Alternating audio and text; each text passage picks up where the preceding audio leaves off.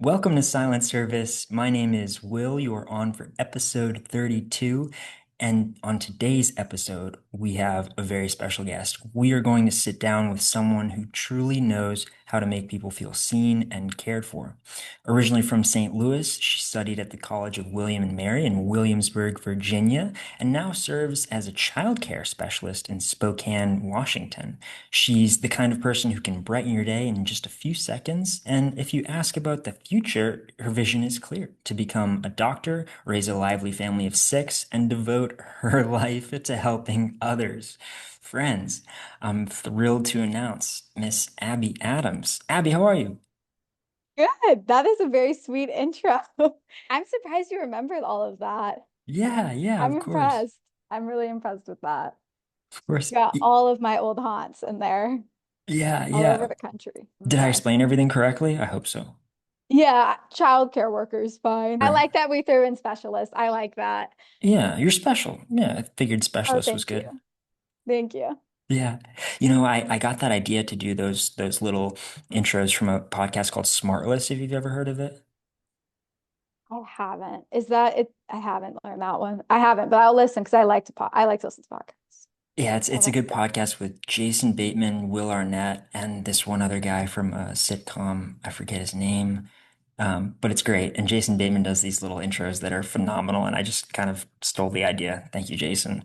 So He's given nonetheless, so much. yeah. I love him. And Ozark. I love that show. Yeah, it's just fantastic. So good. But gosh, I'm so excited that you're here on the podcast. It hasn't been too long since you and I have chatted, but you were last here in Sarasota, I was showing you around my hometown, and now you're back in Spokane, correct? Yes. In Yes. Spokane. The PNW witnesses you will. The PNW, yes. And it's funny because you decided to stay in the Pacific Northwest after our year of service, whereas I am back in Florida right now. And, the main reason you wanted to stay is because you fell in love with your placement, right? Your service locale, correct? I fell in love with my service site, yes. And I also think I fell in love with Spokane. I don't know, like, I mean, with my family being in Missouri, I don't know how long I'll get the opportunity to stay in Spokane. But I really felt like I think you go into a year of service for many reasons. And I feel like Spokane and my service site kind of breathed me back to life in a way. I've loved it up here. So Do you kind of, I don't think we've ever touched on this, or maybe we have, forgive me if we have, but do you thoroughly enjoy being in a place where nobody knows you? I feel like you love it. I have moments like when I first was here. I mean, now I know a lot of people. So I've realized at the beginning, I really do love it because you can kind of be whoever you want to be. But I I think and you can try new things without any yeah, you can try new things without any old, I guess like ideas or attitudes about you from like the outside world or like other people. But I enjoy getting to know people and different types of people. So I've really enjoyed it, but I think there is also something special about walking into a room and people being like, "Oh, hey, Abby, it's so good to see you." And I've realized I've grown to love those connections more than just being like, "Oh, the new girl." So there are Yeah, definitely things exciting about being new, but they're also really exciting. It's also really exciting to have a community that you built all by yourself. right. It doesn't seem scary at all to you. Yeah. No, no. Interesting. You and I share that same sentiment. I was so you were in Spokane for your service year and still are. I was in Missoula, Montana for somewhat brief, although I was there for 8 months, so it does seem fairly legitimate to me. But I happen to love the idea of being in a place where nobody knew me whatsoever. I thought it was the coolest thing in the world. And I actually miss that. I'm not gonna lie. I'm just sort of realizing that now. So, huh. I was thinking about that when I was in St. Louis. I went back for like in my like month of trip of August. Um, I think that when you're with people you know, it's really easy to compare yourself to the people around you because I was like looking at all my friends. I was like, what are you doing? And like exciting to hear about them. And I remember thinking, this is kind of one of the beauties about like going away for a little bit is you get a different perspective on like what's important in life or what really matters to you and new hobbies. And then you can also come back and be excited for your friends while also noting like if I hadn't left, I wouldn't have had this growth opportunity. 100%, 100%. And you know what else is funny too, Abby? I assumed that coming back from Montana, everything would be exactly the same it was in Sarasota, but it's just not the case whatsoever. I don't know if you noticed that when you were back in Missouri, like you think everything's going to be the same, and then nobody's there. Everybody moved away as well, and you're just like, darn it! Like, where did everybody go? And people change, especially in the years after college. Like people kind of come back from college or and they're, it's a little bit like you're all kind of on this in the same level or the same boat of like, oh, semester, final, just like kind of college experience. And everyone has very vastly different college experiences, but like most of us lived in the dorm, like or Yeah. we're like the dining hall food. And we're like, I'm so happy to be home with my mom where she's doing my laundry, like Yes. those Yes. small things. But Shout out to then all the you moms out there. Sorry. literally, yeah. No, I came and then you come home like after college and you've moved away and everyone's had a job. And like I think once you have or grad school, and I think also like once you have a job or you're in grad school, it's a different level of, I mean, it's a different level of adulthood for sure, but it's, you get more experiences with other people. So it's not just like, oh, I've been hanging out with college students all the time. Now you're like, I'm hanging out with 45-year-olds. And it's like very different perspective.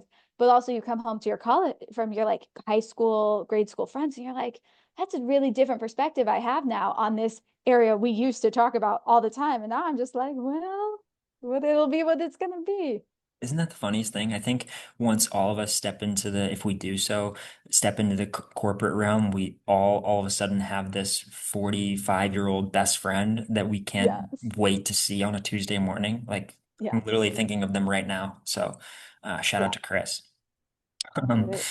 but Abby, the reason I wanted multiple reasons I wanted to bring you on here, one of which is because, like myself, coming out of William and Mary, or the College of William and Mary, I suppose, you wanted to do something a little bit unorthodox in comparison to some of your other friends, right? You wanted to do a service term, but what's cool about you is that you genuinely have this ability to make people feel comfortable around you. And I'm not just saying that, it's true. Like when we did our Thank you. orientation for the Jesuit Volunteer Corps in Portland, I was like, this is somebody I want to be friends with. And I vividly remember feeling that way in the dining room in Portland. I don't know if you remember this moment.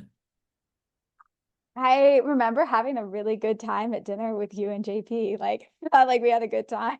Yes, yes, it was you, me, JP, and then there was another girl that you lived with, Janie, was there as Oh, well. okay. So, Yeah, yeah, it was the four of us just hanging out. that's awesome. Yeah. But so ultimately you're working with the kids right now. You're serving the underserved population of Spokane, but ultimately you want to attend medical school. You have this ambition to become a doctor, correct? Yes, pediatrician. Pediatrician. That Mhm. totally checks out. And I don't think I've ever properly asked you, but have you considered why exactly you want to do that, or is it just something you've always wanted to do? Well, so the story goes, and it is a story like, so I guess there's like multifacets to why like I want to be a doctor. And I've kind of gone from want to will be a doctor and the idea of manifestation. Heck Um, yeah, law of attraction. yeah, the law of attraction. I didn't read that book that your mom suggested, but I will read it soon. You should. You should. I And watch will. the movie The Secret too. And watch the movie The Secret. I will do that. But I wanted to be my daycare, I'm the parents of lawyers, and so I always knew that law wasn't for You were me. the girl that said my dad's a lawyer. Okay, Abby. No, I'm just joking. Sorry. And my mom, And your mom. and my mom. No, I'm a lawyer by osmosis already. So I was like, law just isn't for me. But when Mhm. I was little, my daycare filmed like what everybody wanted to be. And my dad was in corporate law. Now he does some banking thing that I don't really understand, but he seems happier. Um, Amazing. and they filmed me asking me what I wanted to be. And I was like a little girl who I was always in pink. My mom let me choose at like 1.5 what color pink I wanted my room to be, or like what color I wanted my room to be. But then I chose the most bubblegum pink ever known to man. And my room is still that bubblegum pink. because I've Oh, never had the heart to change it. And I just never wanted to. I like my bubblegum pink room. And I'm sure it's they film great. they film me. I'm in this like pink shirt. I didn't really like to brush my hair because I didn't have a lot of hair when I was little, but I had like kind of like shortish hair and my hair was like it was funny, but and I would put like four headbands in my hair and my mom would always be like, just pick Three one. But wasn't she would have enough, right? Sorry. no, I would have like a pink one, and it was like the little, like they were probably about like a centimeter thick, but I'd have a blue, a pink, a bright pink, a magenta, a purple. Like I would fit as many, like they'd be like down my head. I'd try to fit so many on my head. And there was like this video of me being like, I want to be a princess. And my dad sees this and he goes, oh, he goes, oh no. And so I guess somewhere, I don't remember this conversation, but my dad goes, because it's like my mom, everybody at my family saw this video and they were like, oh, no, that's not going to work. So my dad kind of looks at me, I guess, and he says to me, you can't be a princess. And I'm like 3. And I'm like, why not? Like, I love Belle. Like, I want to be Belle when I grow up, or Ariel or Jasmine, because I loved my mom and I loved Disney princess movies. Or I loved them and my mom would watch them. Yeah, I don't know how much she loved them. She loved I you, think is the point. she loved Yeah. me. She loved me. And my dad goes, no, you're going to be a doctor. And I just didn't fight it. I said, okay. And that was the end of it. So I would dress up then in daycare as a princess and I'd throw my doctor coat over it because I was a princess who worked. Um, and so then I went to school and I just like started saying when I was little, I'm going to be a doctor. And then I went to high school. I still said I was going to be a doctor. So I took the advanced science courses. I went to college. I guess I got like going into my senior or not in my senior, into my freshman year and into my sophomore year, a phlebotomy certificate and an EMT certificate. So I got to work Princess with by day, patients. doctor by night, grave shift. Right. Yeah. Well, I gave up on that princess thing, honestly. At 3, I was like, okay, well, that's not gonna work. But this doctor thing, this seems like a possibility that's gonna work out for me. And I volunteered in college at a clinic, and there were a lot of personal upheaval in my life in college, but volunteering at this clinic, it was a free clinic for uninsured adults, and I was a volunteer medical assistant. So I was taking vitals, administering A1C tests, doing urinalysis, hemocolt tests, and I just loved it. And I really loved talking to people, and I think that was my favorite part. I'd introduce myself as the opening act, and I was very chatty, so I would talk and talk and talk with the patients, and I really got to know people. And because I was there for 3 years, and certain doctors would come in on certain days, I knew certain doctors' patients very, very well, and it was a really cool experience. And I just loved being in that environment. And I also, when I was like in the ER for my EMT um shifts, I loved the fast pace. And the grave shift was my favorite. I had so much fun on that grave shift. I loved it so much. And like by hour 3 of this 12-hour shift, they were letting me just do whatever I wanted. It was like hands off, and it was COVID, so it was packed. So I got to jump in and help at so many things, and it was awesome. And I I really liked my science classes. I loved anatomy, and I Well, loved building relationships. So it was, I don't kind of just fit. I'm so glad, Abby.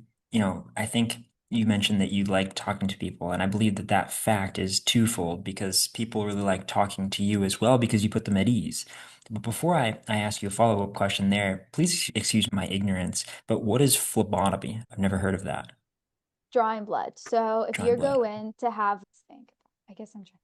So if you're like being tested for like certain diseases, like you get a blood drawn, or like think of like a standard STI test, you get a blood drawn. You get your blood drawn for like I think syphilis and like HIV, that sort of thing. Or when you're pregnant, you get your blood drawn to check your sugar levels. Diabetics get their blood drawn, or hopefully early in the morning so they can eat to get their sugar levels drawn. Can tell a lot about a person by their blood. So yeah, I learned how to like draw blood from veins. Yeah. 100%. Well, Abby, Yeah. something funny here. My mentor friend Matt here just walked in. Listeners, please get ready for a warm welcome. We're introducing Mr. Matt Demar here. Abby, And hello. Hi. oh, Nice. Oh, hi, Abby. So nice to Oh, meet you. nice to meet you too. What's up? Where are you calling from? Or where are we zooming from? Spokane, Washington. Ooh, so it's still morning? Yeah. Yeah, it's 11:45. Good morning. Good So morning. we were just talking about phlebotomy. We were talking about her aspirations to become a doctor one day and like going over our JVC year together. She was placed in Spokane. I was placed in Missoula. And I brought Abby on because she has this ability to put people at ease. And I haven't gotten to this with you yet, Abby, but I have this little issue. And I'm thinking that you might be able to help me with that. So we do this youth group. Well, Matt used to do this youth group. I bailed. He bailed. I Oh. still do it. And I've been struggling lately with getting some of these younger freshman and sophomore high school boys to kind of interact with me on the same level. The other day, one of them called me old, and I was like, what are you talking about? 24. Old. And from everybody that I've interacted with when you were there as well, you have this ability to make people feel comfortable and excited to chat. So I was wondering, how do you do that? Well, with kids, it's a little honestly with kids, it's you kind of go to the age. But that's actually funny you ask. I worked for Breakthrough Boston, worked, served. I guess it was more of a service because I thought instead of being like a JVC, I thought maybe I'd want to be like an AmeriCorps teacher before I went to medical school. Like I was very into this idea of service. Like I was going full send on this service idea. Mhm. Teaching is God's work and not my work. I did not like teaching, but I really loved talking with the kids. And it took a long time for them to warm up to me though. And they were, and like kids are ruthless, especially teenagers. And I don't know if they're being forced to go to youth group or if they want to go to youth group. The kids were being forced to go to summer school, so they were so unhappy that they had to be at summer school They were pissed in the the whole summer. time. Oh, Yeah. they were angry all the time. And I mean, some of it's like, I mean, I wouldn't have wanted to go to summer school either, but some of it's just like that is how it is. But when they would say things to me or like things that were obviously meant to rile it up, I'd just be like, like if someone called me old, I would have been like, yeah, sure. It's kind of like you let it roll off your back and then that's just how I am with kids. Like I had a kid tell me that I was like walking around and it was last January and there were other teachers and she was like, Abby looks pregnant. And I was like, that was the one where I was like that was the one that got me. Like I've had kids say all sorts of things that I was like, that one was too far. But this was me in my head. Like I'm exploding in my mind and all the other teachers are laughing and you just have to laugh. Like you just like kind of give them a look and you're like, you just like, it is what it is. When in But in doubt. my mind, I was like, no, no, no, no, no, no. That's Not funny. nothing else you can do. So Matt, for context, and Abby, correct me if I'm wrong, but you're working with underprivileged kids within Spokane, correct? Um, Underserved might be a better word. Underserved. I think it kind of depends. Like childcare facility, you get all walks of life. Mhm. Right. But I think a lot of the kids we work for probably are like underserved or and underserved in that like just resources. Yeah. Mhm. Well, Matt, I hadn't had a chance to tell you this or you, Abby, but on Sunday at youth group, I had a little bit of a breakthrough, and my mind has been so focused on putting these kids at ease around me. And, this is for all the parents, the teachers, the coaches, et cetera, out there. The breakthrough that I had was one student confided in me that the leader of our ministry, Connor, has sort of become a father figure in this kid's life. And I was shocked that he just after a few sessions decided to share with me that his dad is not in his life whatsoever and has, contributed to a really hard childhood for this person. And Abby, I was wondering, and Matt, for you too, is there a particular hack, if you will, to go about making somebody feel at ease, making somebody feel comfortable versus being like, I don't want to talk to you, I don't know you, which I've experienced a lot since joining this youth group. So, yeah, I was just hoping to pick your brains. Um, I would probably defer to Abby as being the expert here, since you get to work with children like this all the time. Not quite the same for me.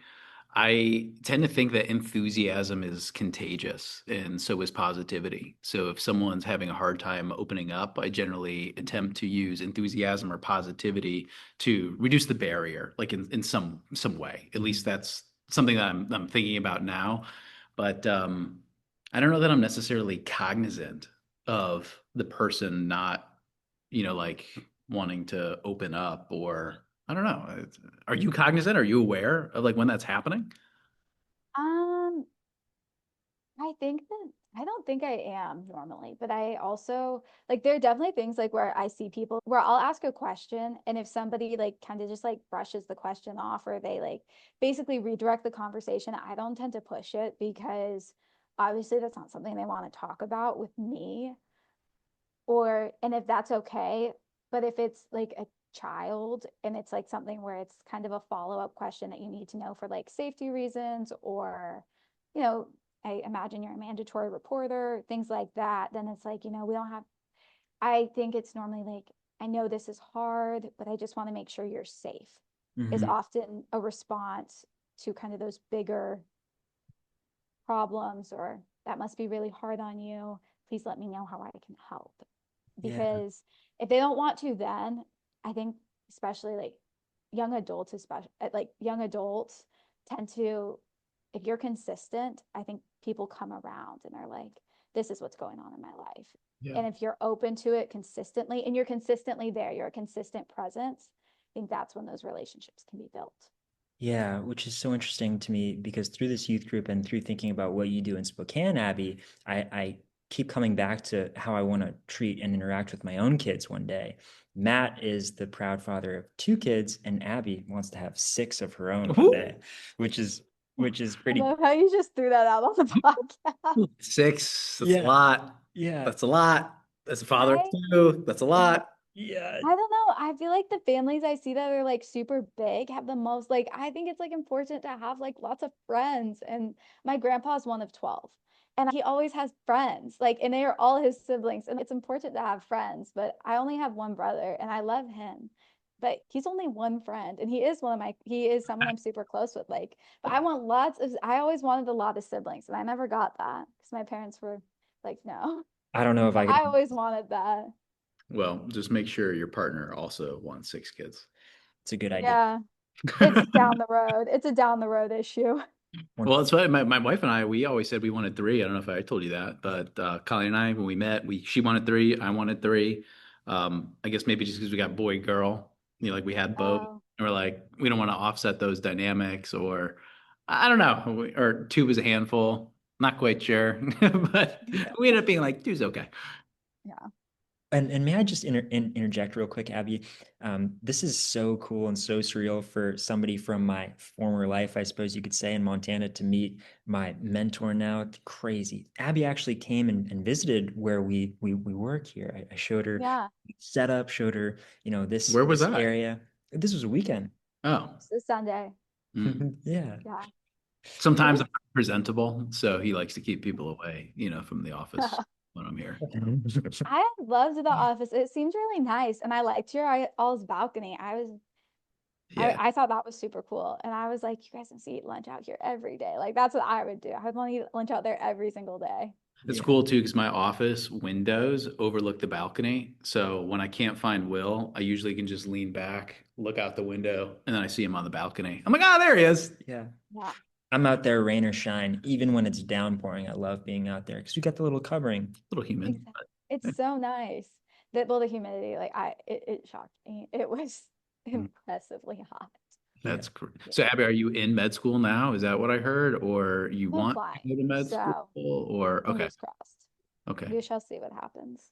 Yeah. But I honestly Been like applying I'm around the world, Australia, right? Sweet. yeah, that was kind of a joke, but it like ended up being okay. I mean, like that's not I'm not making that decision, but I thought it was a cool like I was like kind of I was gonna be like, Dad, see, like That's as funny. it was fun, but it was also like I don't know, no, probably not a decision I will be making, but it was definitely interesting to learn about because it was such an out of the blue thing to show up in my email inbox. And I don't know, I had a lot of fun like looking into it. And so it was a cool experience to go through. Probably not for me, but it was very cool to go through that Super cool. experience. Well, good luck on your hunt. If I can help you in any way, let Will know and I'll help. Oh, Yeah, thank you. seriously, Abby. And for all the listeners out there, Matt, he's modest, so I don't like to boast about him, but this is one of, if not the smartest person I've ever met in my Thanks, entire man. life. So, Appreciate it. and Thanks. he's also not just saying that. This whole idea of silent service is to just to help people however we Mhm. can. So, when it comes to interviewing or literally whatever you need, like, If you want to do a little role play, let's do it. Thank you. We'll have That's some very fun. kind. Yeah, yeah, whatever you need, just let me know. Holler at Will, and like I said, we'll get in touch. But I look forward to meeting you next time you come here. But come to the office during the week so I can at least meet you face to face. So, Uh, well, like, thank I you. got a tree that I got to run to. So okay. sorry to interrupt you guys, but No, continue on. no, thanks. Nice to meet you. See ya. There you have it, listener. Matt Tomorrow in the flesh. See Whoa, him in I feel episode like I've met a 3. celebrity. He is a celebrity. He Yeah. he he really is. And I've No, known, go. sorry, Sorry, Abby. you go. You go.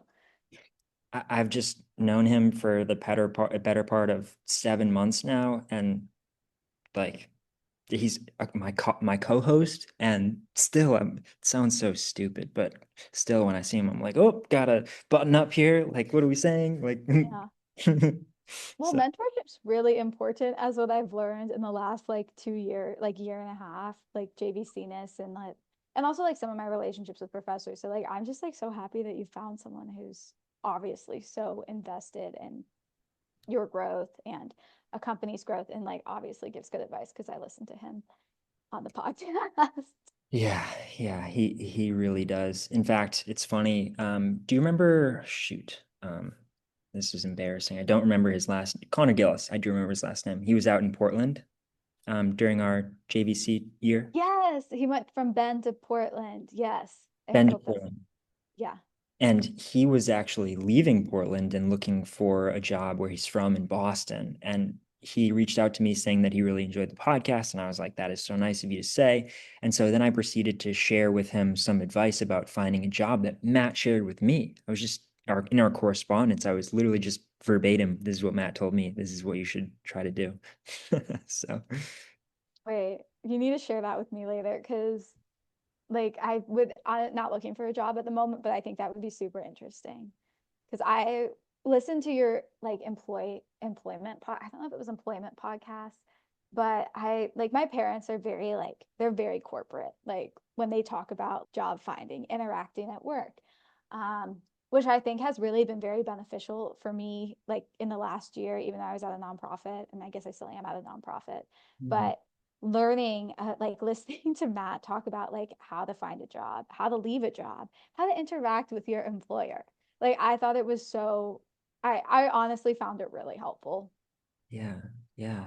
And this is coming from somebody that literally wants nothing from you or anybody. He just wants to help because, he's good. He's found what he loves and he just hopes to help the next generation. So, That's which is I us. love that.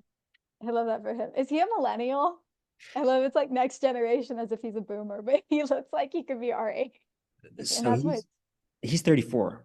yeah, So I don't know, but if that's a I'm, millennial. I'm not good with the X or the Y, or I believe if you're 10, then you're Gen X, right? I I think don't you're an alpha. Alpha. Oh, Yeah, we're Gen Z. Gen X is like our parents. I want to be an alpha. Can I switch? If Maybe? you wanted to be born like, I don't know, in 2020 maybe. So Shoot. how old would that make you? 5? Go back to kindergarten. No, I don't want to go through middle school again. I'm good. 24. Middle school was so hard, Abby. You should have gone to all boys school. I think it like I loved all girls school middle school. It was awesome. Yeah. I don't know if that actually would have changed anything, but I really enjoyed middle school when I went. Yeah. I think you're better off going to all girls school. I really think that there's an advantage to be said or to be Oh, had there. I loved it. I loved it. 9 years of it. And I miss it every day. I wish I could go back. Like I went to middle school and high school and college actually. That was my experience. Like Okay. just like learning those social interactions. It was very like there's a boy in my class. Like that was college for me. There's a boy in my class. This is so weird. Where's it? The rest of his hair? Yeah. Yeah. And also like why aren't we in uniforms? I miss my uniform every day. Yeah. I do. Yeah. Shout out to uniforms. I like those too.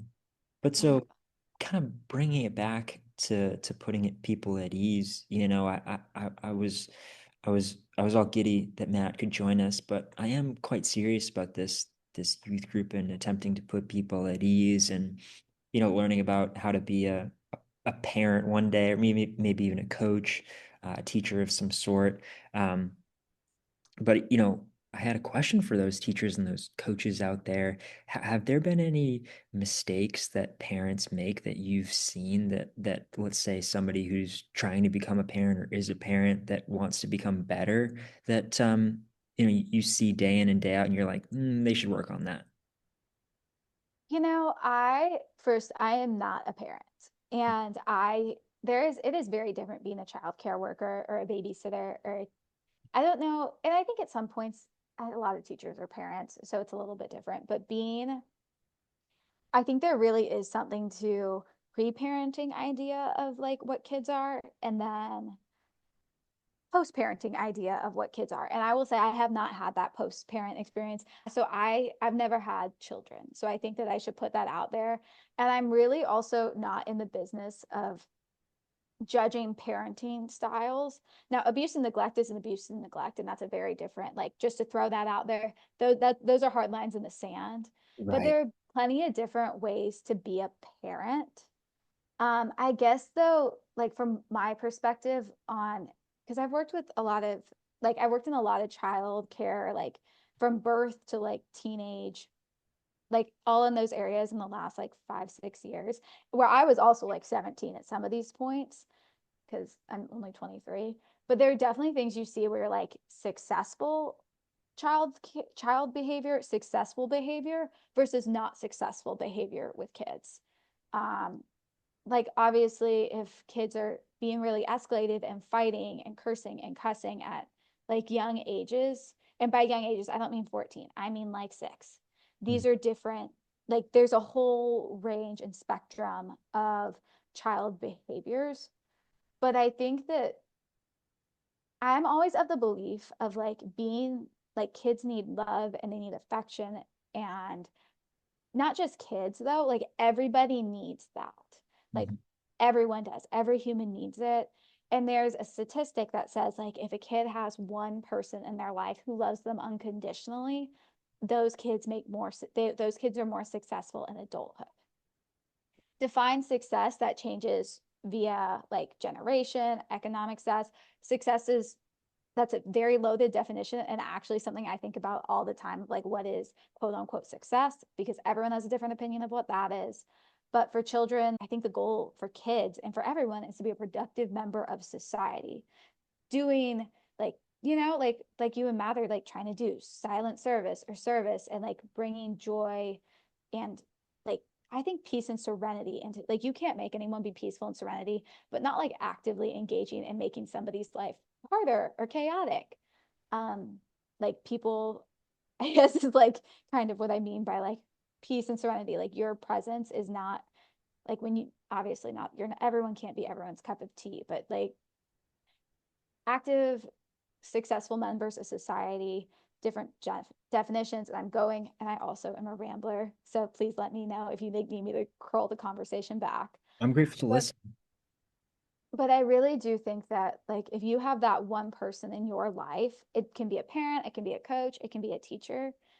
If you feel that unconditional love from someone, you are more secure in your own attachments and your own worth, which is so important for the decisions you make. Because when you're out in the world and you're a quote unquote big kid, there are many decisions you can make. And I know at Positive or least negative, yeah. there's so many, like, and the world is, I mean, often like people can't see all the choices ahead of them most of the time. I'm a real believer that you look back and you're like, oh, I should have done that instead. Like that people do that, like the would have, could have, should have, which aren't helpful.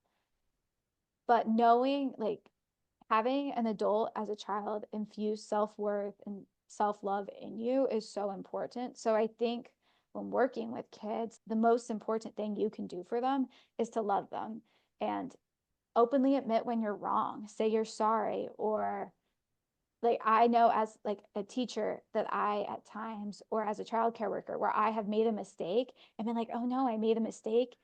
cleaned it up or like done some sort of like way to fix that mistake so kids know it's okay to make a mistake.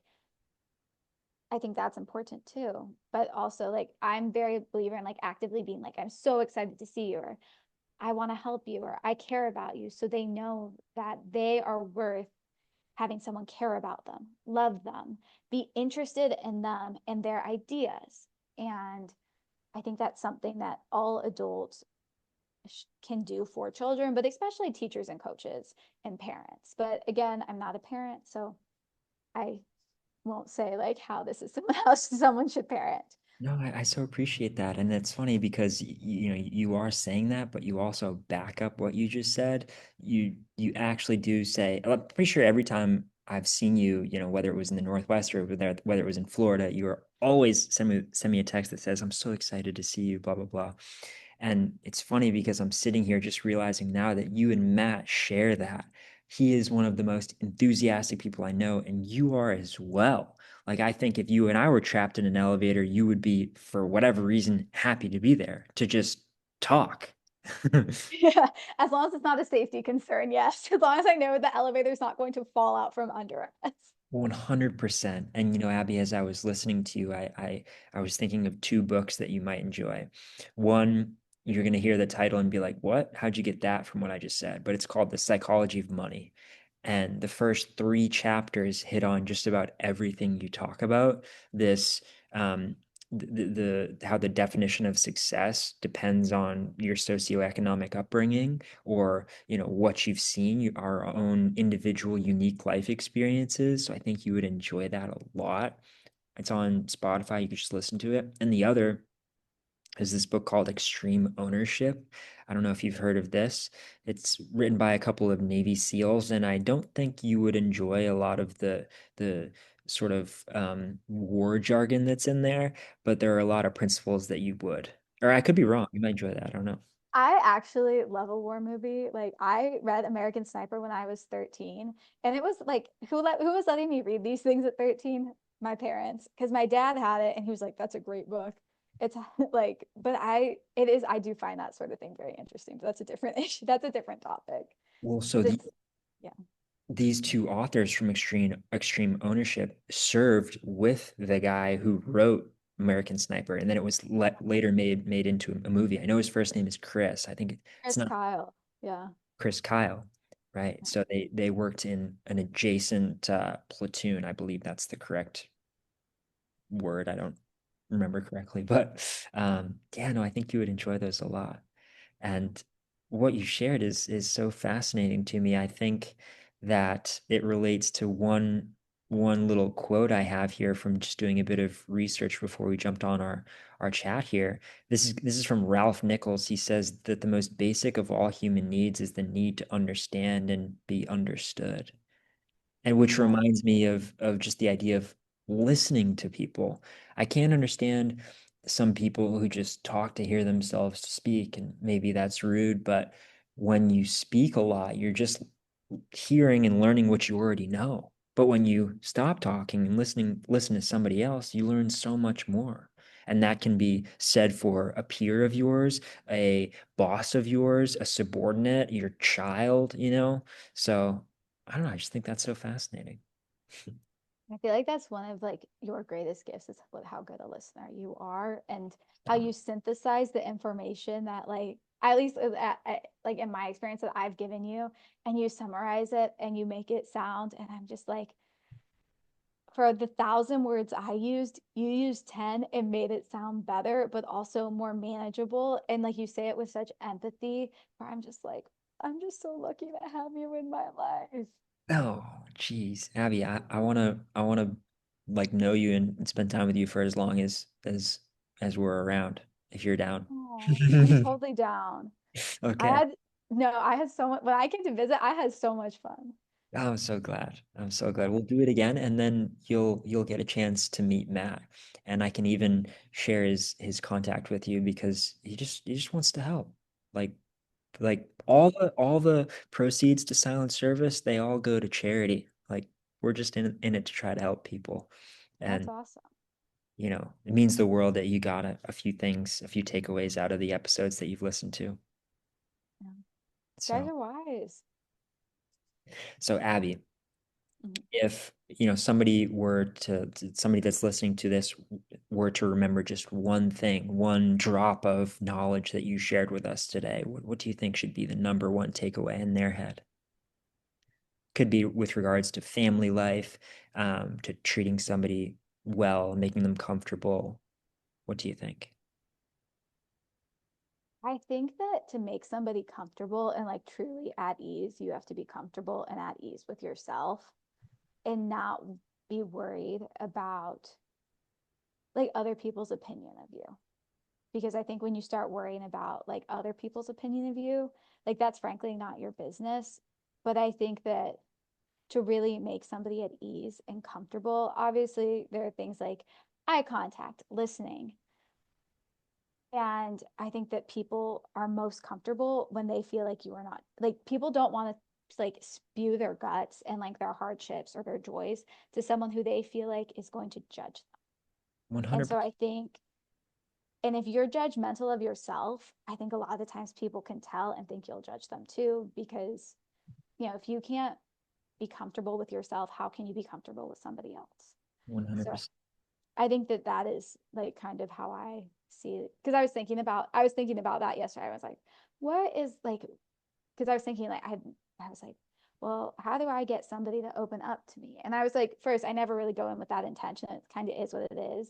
But I really do think like if I am happy, or I mean, obviously, if I feel like if I'm at peace and serenity with myself, I can then be at peace and serenity with the external.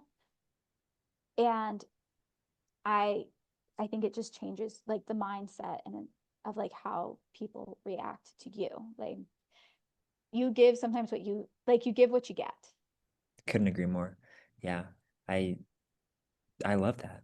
Thank you so, and I am failing you right now because there was one other thing I wanted to show. Oh, this is it. In our last episode, we had a friend of mine from Dallas on. Her name is Madison, and she allowed me to realize that a lot of people tend to speak and judge themselves, like um, be hard on themselves. Like imagine we were to go play basketball and I were to say something like, "Oh, I can't play basketball. I'm terrible at that. Like I'm the worst player you've ever seen." Right? That's not cool. It's not confident. What you could say in response to me is, "Don't talk about my friend that way." I love that one when someone's like, I have had, especially like at the end of college, I was kind of going through it and I would just like go off on myself. I'd be like, I'm the worst. Like, essentially, it like came down to like a poor pity party for myself where I'm like, I'm the worst person to ever live, which Don't isn't true. talk about my friend that way. I don't appreciate that. And I had somebody respond that to me and I was like, They said that. she literally said that. And and I was like, well, I don't know what to say. Because I just want like I would just being like, why would you say that to me? I just want to talk bad about myself. And There's she was nothing, like, I don't like to hear about my friend like that. And I was like, okay. especially And when it's I, true. well, thank you. I mean, I also think, I mean, it took me by surprise when she said that to me. And I've I've used it I think that when people don't know that, like, and the first time they hear it, they're like, what? Mhm. Like, are you talking about me? Yeah. Yeah. Well, you And know. I think that's go Madison. Like that's it's such a good response when someone's just beating themselves up. Yeah. Yeah. You would love this girl. Oh my gosh. And for the listener, you're welcome to check out that episode we're talking about, episode 31. I think you'll get a lot out of it, as you did this one. Now, Abby, I'm afraid I've taken up an awful lot of your time, so I do want to be respectful of that. Is there anything else you'd like to share with our listeners? Well, I want to say thank you for having me. I was so excited when you were like, let's do this. I was so excited, mainly because I was going to get to talk to you. But I'm sure that like the listeners know like how awesome you are. But I feel like I should just retell that like how you are really just one of the best people I know. So I was really excited to get to chat. And also, you remember how like I wrote it in the card I sent you and your family, but so hospitable, so welcoming, and the best listener ever. So I'm just so grateful to have you as my friend. Of course, Abby. We were grateful to have you, grateful to have you as our friend and mine. So Thank you so much. And to you, the listener, you already know I have to hit you with a quote of the day here. This is another one, not from Ralph Nichols, but this one is from somebody named Ernest Hemingway. Maybe you've heard of him. He's a wonderful poet. But he writes, "When people talk, listen completely. Most people never listen." So don't fall into that majority category. Go ahead and be a little different. Listen to the next person with your whole being, the next person you talk to. They'll appreciate you much more because of it. So, with that, Abby, thank you so much. And we would be more than happy, Matt and I would be more than happy to do this again sometime if you're free. Oh, that sounds awesome. Whatever you guys want, I will clear my schedule. Okay. Amazing. Amazing. Well, then we will see you on that next episode. See you then. Okay. Bye bye.